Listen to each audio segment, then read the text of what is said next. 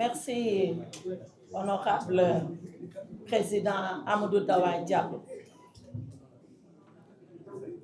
S'il vous plaît.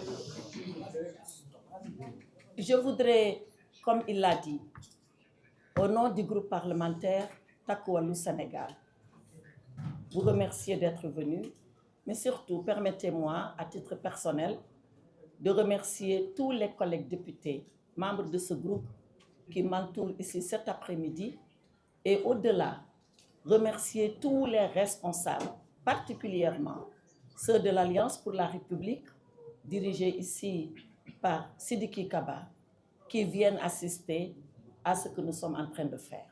Alors, il faut le comprendre. Ce que nous sommes en train de faire, ce n'est pas juste un exercice protocolaire où un groupe parlementaire vient se prononcer sur une situation à l'Assemblée nationale. Loin de là. L'exercice que nous voulons faire avec vous est un exercice républicain extrêmement important, un exercice de clarification, mais surtout un exercice d'alerte. Alerte au peuple sénégalais pour ce qui est en train de se passer à l'Assemblée nationale si le processus n'est pas arrêté et immédiatement arrêté. Alors, tenant compte de la gravité de la situation, je voulais emprunter à Victor Hugo ceci. Il dit que dans des moments troubles, et je considère que ce qui se passe à l'Assemblée nationale va jeter le trouble au Sénégal. Donc, dans des moments troubles, il faudrait que chacun d'entre nous accepte d'être le serviteur du droit, mais qu'il accepte aussi d'être l'esclave de son devoir. Cet après-midi, nous voulons, avec tout le peuple sénégalais, être ce serviteur du droit et être surtout cet esclave de notre devoir. Alors, c'est quoi être serviteur du droit? Être serviteur du droit, c'est rappeler que le Sénégal est une république. Une république qui a ses lois, qui a ses institutions, qui elle-même est soumise à la loi comme n'importe quel citoyen dans ce pays. Or, qu'est-ce qui se passe à l'Assemblée nationale qui est contraire, absolument contraire à la loi? Le samedi dernier, nous avons reçu à 23h58 une convocation par WhatsApp du président de l'Assemblée nationale, Malick Ndiaye, qui nous convie à une réunion de bureau pour le dimanche après-midi. Et le lendemain dimanche, à 11h58, vous voyez, je suis précise, une convocation écrite nous parvient, mais toujours par WhatsApp, pour nous dire que nous devons nous rencontrer immédiatement,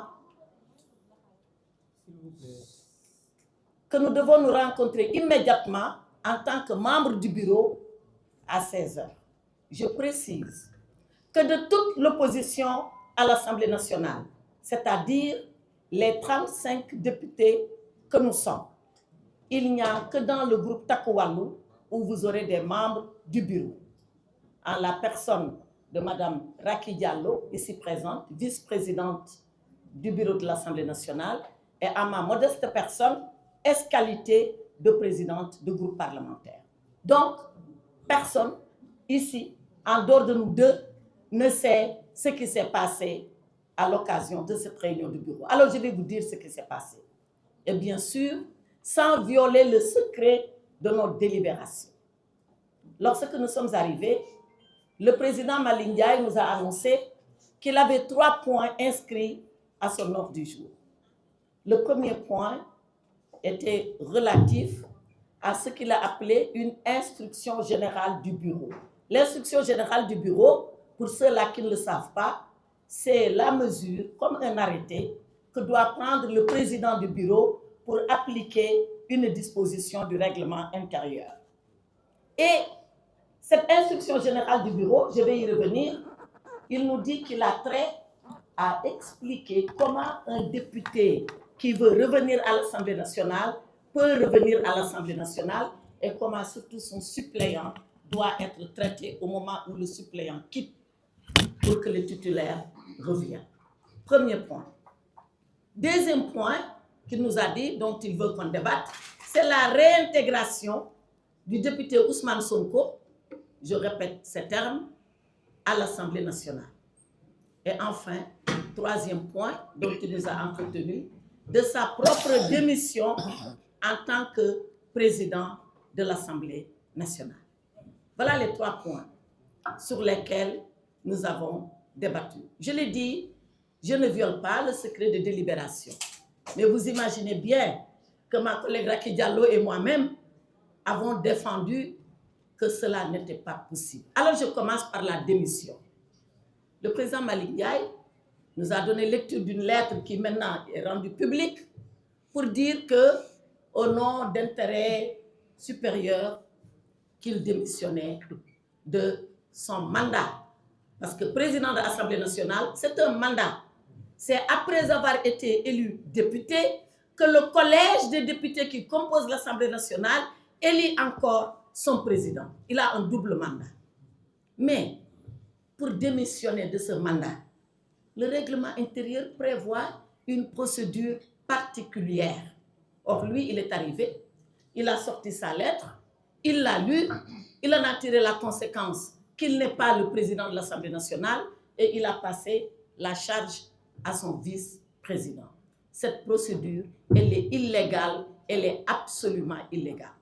La démission de Malick Ndiaye, je suis désolée de le dire, n'a pas respecté les dispositions du règlement intérieur. Or, que disent les dispositions du règlement intérieur? C'est l'article 15, si vous pouvez me le sortir. L'article 15, et il n'y a pas besoin d'être juriste, hein, il suffit juste de lire et de comprendre. L'article 15 du règlement intérieur dit ceci. En cas de vacance de la présidence de l'Assemblée nationale, par la démission, par l'empêchement définitif ou par le décès du président de l'Assemblée, le premier vice-président, après avoir convoqué le bureau qui le constate, en informe l'Assemblée. Donc voilà la procédure.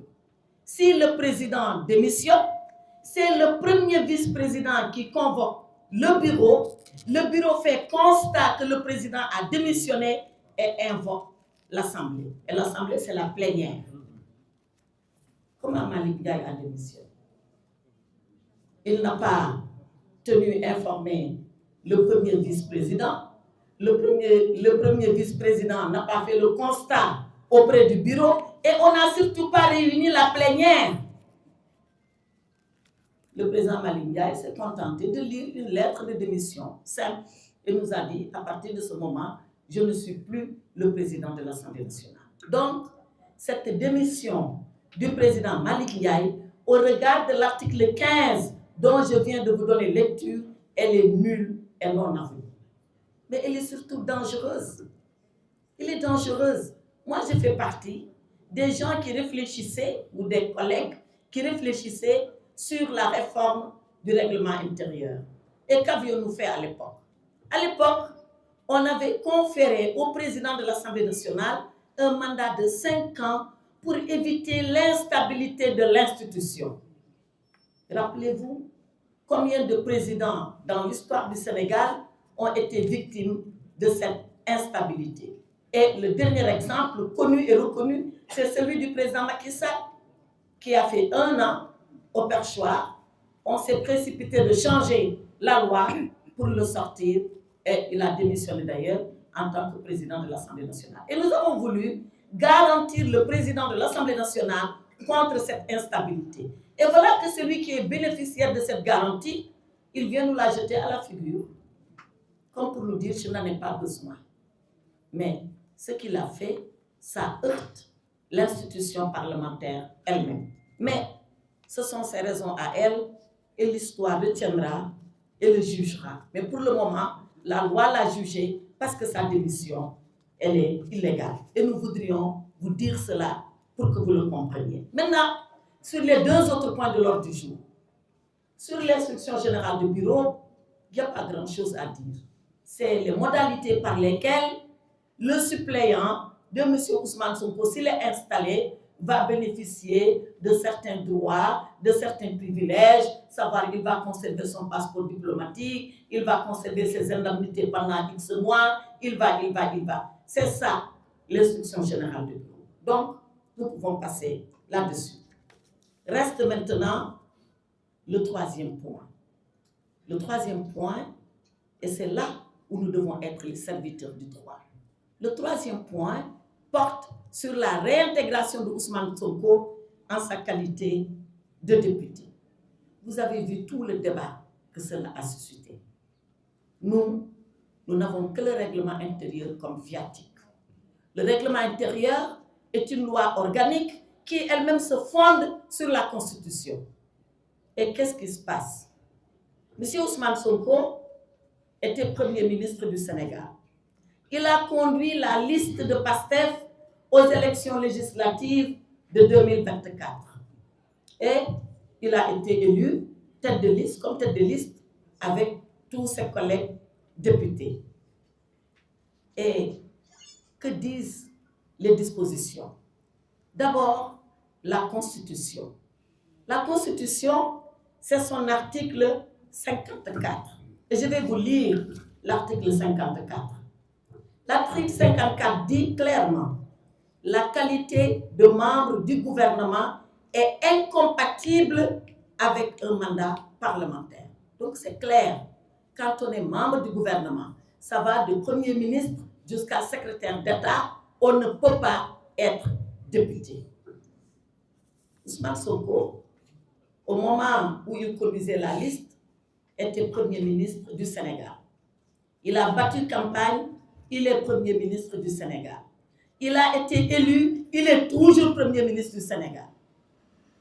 Donc, sur la base de l'article 54 de la Constitution, il ne peut pas être Premier ministre et député. Or, il a été élu député, il était Premier ministre.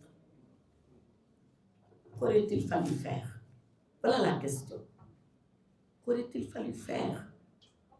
Il aurait fallu que, à ce moment précis, si M. Ousmane Sonko voulait rester avec son mandat de député, sachant que l'article 54 le rend incompatible avec le mandat de député, il aurait fallu qu'il démissionnât de son poste de Premier ministre pour rester député. Parce que non seulement l'article 54 de la Constitution le dit, mais les articles du règlement intérieur le mettent en œuvre. Et je reviens au règlement intérieur. Le règlement intérieur, c'est l'article 123 sur les incompatibilités. Et l'article 123 dit, pour reprendre l'article 54 de la Constitution, le mandat de député est incompatible avec la qualité de membre du gouvernement. Donc, Ousmane Sonko est membre du gouvernement, son mandat est incompatible. Il ne peut pas être député et en même temps membre du gouvernement. Or, le 2 décembre 2024, Ousmane Sonko était député et il était membre du gouvernement. Mais la loi poursuit. La loi poursuit pour dire, quand on est membre du gouvernement et en même temps député, on vous laisse la possibilité pendant 8 jours d'opter et de faire un choix. Ou vous choisissez votre mandat de député, auquel cas il n'y a pas de problème, vous restez à l'Assemblée nationale. Ou alors, vous choisissez de rester ministre, Premier ministre, secrétaire d'État, c'est-à-dire membre du gouvernement. Et qu'est-ce qui dit ça? C'est l'article 123, toujours, qui dit que vous avez 8 jours pour faire le choix. Et si dans les 8 jours, vous ne choisissez pas, qu'est-ce qui se passe? Je rappelle d'abord qu'Ousmane Sonko a choisi dès le premier jour. Nous avons ici ces déclarations télévisées où il dit « Le président de la République, son Excellence Bassirou Diomaye Diakhar Faye a besoin de moi. À ses côtés, je vais maintenir mes fonctions de Premier ministre et démissionner de l'Assemblée nationale. » Il savait très bien ce qu'il disait à ce moment-là. Il était en train de faire un choix clair entre son mandat de député et ses fonctions de Premier ministre. Parce que l'article 123 dit que si dans les 8 jours, vous ne faites pas une option entre le député et les fonctions gouvernementales, vous êtes considéré comme démissionnaire d'office. D'office, c'est-à-dire que, à supposer par extraordinaire que Ousmane Sonko n'ait même pas annoncé sa décision, le simple fait pour lui de garder ses fonctions de Premier ministre 8 jours après l'installation de l'Assemblée nationale le rendait démissionnaire d'office.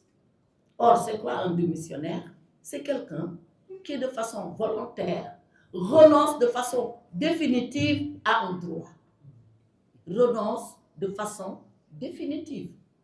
Donc, au moment où nous parlons, j'entends beaucoup parler de l'article L124. C'est vrai, mais L124 ne règle pas le cas d'Ousmane Sonko. C'est l'article 54 de la Constitution, c'est les articles 122 et 123 et 132 du règlement intérieur qui règlent le cas d'Ousmane Sonko. Et pour prendre un exemple récent, à la suite des élections législatives de 2022, beaucoup ici se souviennent, il y a eu de nos collègues ministres à l'époque, membres du gouvernement du président Macky Sall, qui avaient été élus députés à l'époque. Ils sont arrivés à l'Assemblée nationale. Qu'est-ce qu'on n'a pas fait de grabuge ce jour-là par l'opposition, qui leur a dit d'ailleurs, vous ne voterez pas parce que vous êtes toujours des ministres. Vous vous souvenez de ça? On leur a dit, ces ministres-là, ils ont 8 jours pour choisir. 8 jours. Mais je ne vais pas aller plus loin. Cet honorable collègue, Amadou Dawa Diallo, parce que nous, tout ce que nous le faisons sur la base des textes, en conformité avec les textes et en respect total des textes. Amadou Dawa Diallo, il est président du conseil départemental de Ranérou. Il a été élu député à l'Assemblée nationale. Et il est en même temps haut fonctionnaire de l'État. Et les hauts fonctionnaires de l'État sont concernés par les incompatibilités comme les membres du gouvernement. Il a écrit pour conformer sa situation, abandonner ou surseoir à ses responsabilités administratives de haut fonctionnaire, rester avec son mandat de député et avec son mandat de président du conseil de Ranérou. C'est ça qu'aurait dû faire exactement Ousmane Sonko s'il avait pensé revenir à l'Assemblée nationale. Mais peut-être qu'il n'a jamais pensé que cette situation pouvait arriver. Et maintenant, que font-ils? Ils sont en train de s'accrocher à l'article L24 pour dire oui, il a suspendu son mandat, il peut revenir. Non, absolument non. L'article 124 ne règle pas le cas d'Ousmane Sonko. Que dit l'article 124? L'article 124 dit, lorsque quelqu'un, je vais le lire littéralement, le député qui est nommé membre du gouvernement ne peut siéger à l'Assemblée nationale pendant la durée de ses fonctions. Vous savez, le droit est très logique et le droit est très performant. Là-bas, on dit quand vous êtes déjà membre du gouvernement et que le député vous rattrape, vous avez l'option de choisir. Ici, c'est quand vous êtes déjà élu député et que le membre du gouvernement vous rattrape. Et à ce moment-là, on dit, vous pouvez partir au gouvernement, mais en suspendant votre mandat de député et au retour du gouvernement, vous le reprenez. C'est deux cas très voisins, mais totalement différents. Totalement différents. Dans l'article 124, c'est la personne qui est élue et qui devient membre du gouvernement. Alors, question. En décembre 2024, Sonko a été élu. Est-ce qu'il est devenu ou est-ce qu'il était membre du gouvernement? Il était déjà membre du gouvernement en décembre 2024. Il ne l'est pas devenu. Par contre, pendant la législature, nous avons eu un collègue qui a été élu député, qui pendant la législature est devenu membre du gouvernement. Oui, à celui-là, la suspension s'applique. Mais à Ousmane Sonko, ne s'applique que la démission définitive et la démission irrévocable. Si maintenant, on laisse passer ce forcing que la majorité veut nous imposer à l'Assemblée nationale, il s'agira tout simplement d'un coup d'État institutionnel. Et c'est pour ça que nous disons, après avoir servi le droit, et je viens de vous le dire, nous devons maintenant être esclaves de notre devoir. Et notre devoir, c'est quoi? C'est de faire de telle sorte que ce coup de force, qui est un coup d'État institutionnel, que nous ne le laissions pas passer. Jamais nous ne pouvons accepter cette situation dans notre République parce qu'elle a ses lois et parce que tout le monde doit être soumis à ces lois, y compris la majorité. Alors, ce devoir que nous avons nous amène à nous poser la question suivante. Que pouvons-nous faire pour éviter qu'une personne qui n'est pas députée ne siège pas, mais pire, pour qu'elle ne devienne pas présidente de l'Assemblée nationale? Si nous laissons la situation telle qu'elle, ça veut dire que vous, là dehors, sans être élu, ou après avoir été élu et après avoir perdu totalement votre mandat, vous pouvez revenir et prétendre à être président de l'Assemblée nationale. Au nom de quoi devrions-nous accepter cela? On ne l'acceptera pas.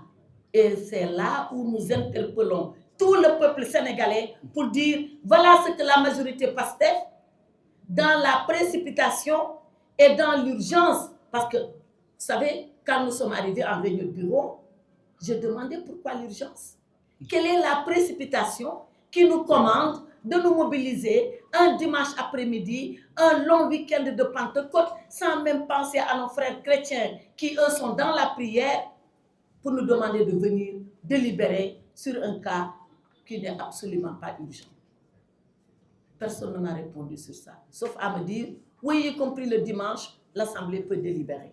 Quelle est l'urgence qui nous commande de dire, mardi, à la première heure, venez pour qu'un non-député soit élu président de l'Assemblée nationale? Aucune, sauf à régler une situation politique ou une situation personnelle. Nous ne pouvons pas accepter que les institutions soient dévoyées pour régler une situation politique, encore moins une situation personnelle. C'est la raison pour laquelle, depuis hier, tous les membres du groupe sont sollicités. Est-ce que vous allez faire un recours contre le forcing de l'Assemblée nationale? Qu'est-ce que vous allez faire? Il faut savoir que si on avait les moyens du recours, on l'aurait fait. Mais en la matière, les députés ne peuvent pas faire de recours. Parce que la Constitution n'offre de recours pour les députés que lorsqu'il s'agit de vote d'une loi et que les députés considèrent que la loi n'est pas conforme à la Constitution. En dehors de ça, les députés ne peuvent pas aller devant le Conseil constitutionnel. On en a même un exemple tout récent. En 2024, quand notre bureau a été installé, nous avions eu, rappelez-vous, un débat très vif sur le respect de la parité.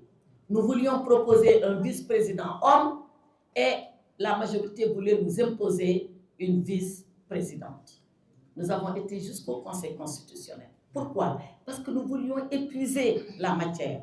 Et le Conseil nous a dit qu'en dehors du contentieux des élections, qu'en dehors de la contestation de la légalité d'une loi, que le député ne peut pas intervenir et que le Conseil ne peut pas interférer dans l'élection du bureau de l'Assemblée nationale.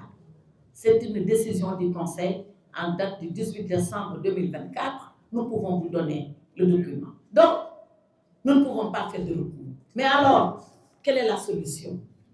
Et c'est là où le peuple sénégalais est interpellé. La solution, c'est le président de la République, Bassirou Diomaye Diakhar Faye, qui l'a en main.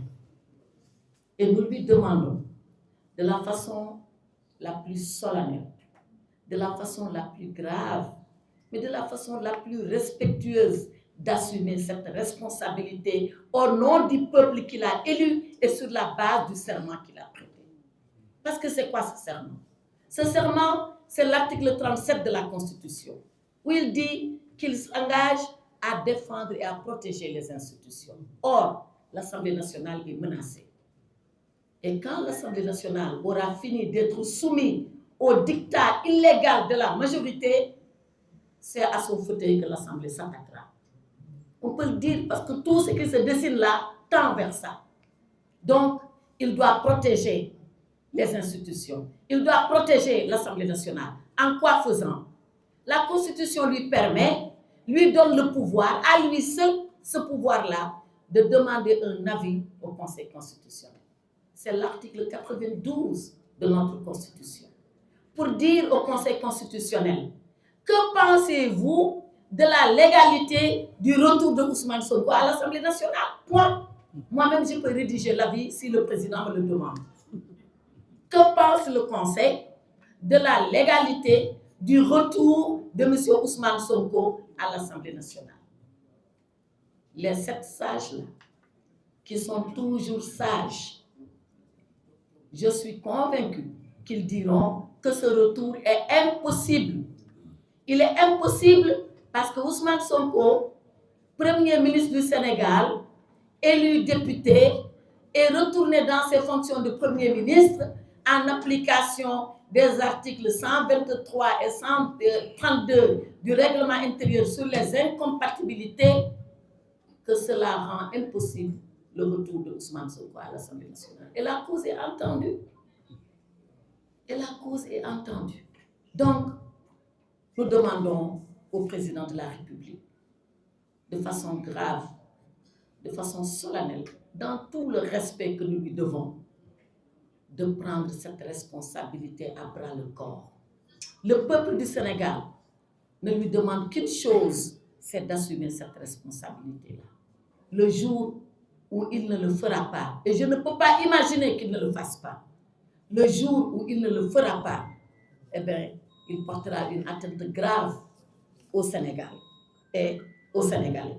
Donc, Monsieur le Président de la République, le groupe parlementaire Takku Wallu Sénégal, qui représente le peuple à l'Assemblée nationale, comme vous, ce peuple-là vous a élu, le groupe Takku Wallu Sénégal vous demande, devant ce peuple qui vous a élu, devant ce peuple qui vous a mandaté, et vous rappelant les termes de votre serment, d'engager la demande d'avis auprès du Conseil constitutionnel, de défendre l'Assemblée nationale, qui est cette institution vénérable de la République, et de faire de telle sorte que le Sénégal, qui a toujours été un pays de droit, le Sénégal, dans sa singularité institutionnelle, regardez les pays qui nous entourent et ce qui s'y passe. Si nous sommes restés debout, c'est parce que nous avons des institutions solides, des institutions pérennes, des institutions que tout le monde garantit. Et le premier garant de ces institutions, c'est le président de la République. Nous l'appelons respectueusement à cette responsabilité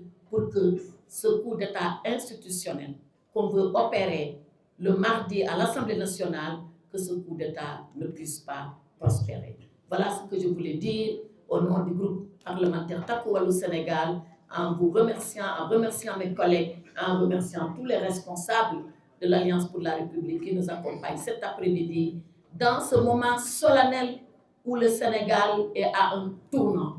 Il faut que ce tournant soit le tournant du bien, le tournant où on conforte la loi, le tournant où on respecte le droit, le tournant où chaque institution, dans ce qui lui a été défini par la Constitution, reste cette institution et qu'une majorité, parce qu'elle est une majorité, ne se permette plus de faire ce qu'elle veut et de s'amuser avec nos lois et nos règlements. Je vous remercie.